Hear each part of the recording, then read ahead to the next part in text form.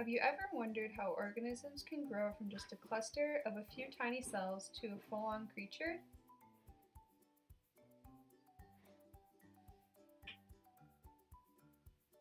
It all starts with two special cells called gametes, or egg and sperm cells, that have half the DNA of a normal cell. In a normal cell, DNA is stored in chromosomes during cell reproduction. A normal cell is also called a somatic cell. It has a complete set of chromosomes.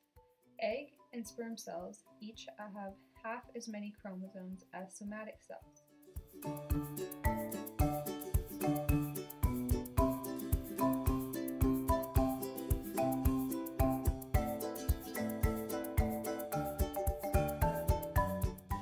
When gametes combine, they make a cell with a complete set of DNA that has mixed traits from either parent.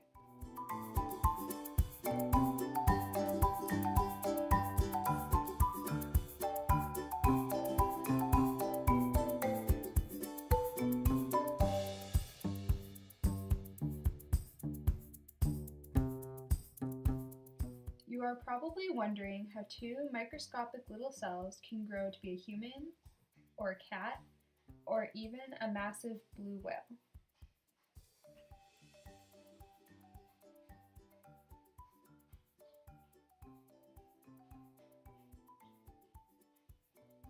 The reasons organisms can grow so large is cell reproduction. Once an egg cell is fertilized by a sperm cell, it can replicate itself many times. Inside each cell is a nucleus. When a cell is not reproducing, the DNA is in an undistinguishable mixture in the nucleus called chromatin. When a cell gets ready to reproduce, it must copy its DNA.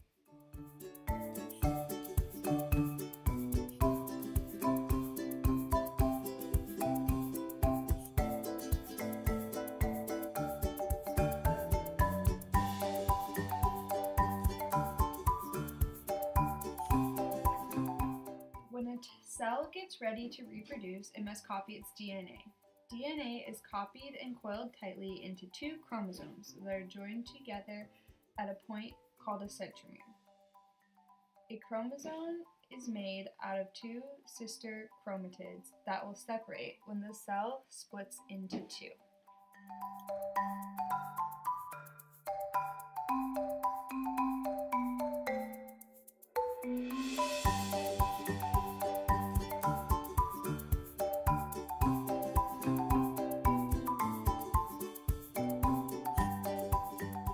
A cell splitting into two starts with mitosis, that is, the replication of the nucleus.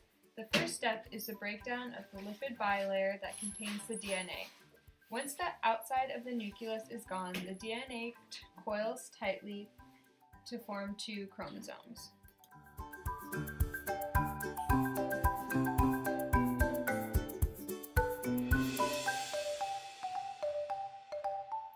After all the DNA is formed into chromosomes, the cell assembles the meiotic spindle and the chromosomes line up in the middle and then they are split.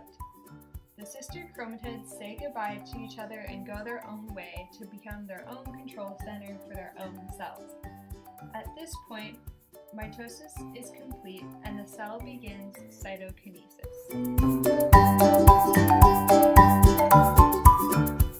Cytokinesis splits up the cytoplasm and all the other organelles that are floating in it. At the end of cytokinesis, there are two daughter cells that are identical to each other and the parent cell. In plant cells, there is a slight difference. Chromosomes still split on the meiotic spindle, but once each nucleus has formed, a cell plate begins to be created in the middle of the cell. This plate grows until it splits the cell into two, completing cytokinesis.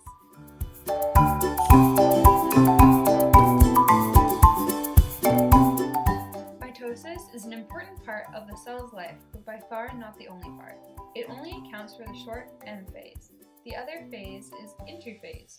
This starts with the G1 phase, in which a baby cell is growing bigger. The next phase is the S phase, in which the cell replicates its DNA. The last part of interphase is the G2 phase. This is the point at which the cell is preparing for mitosis and making sure everything is ready to go.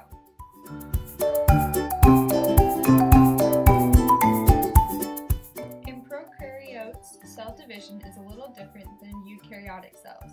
These cells do not have a nuclei, but instead a long strand of DNA that is replicated and then split in half. One half of the long strand goes to either daughter cell.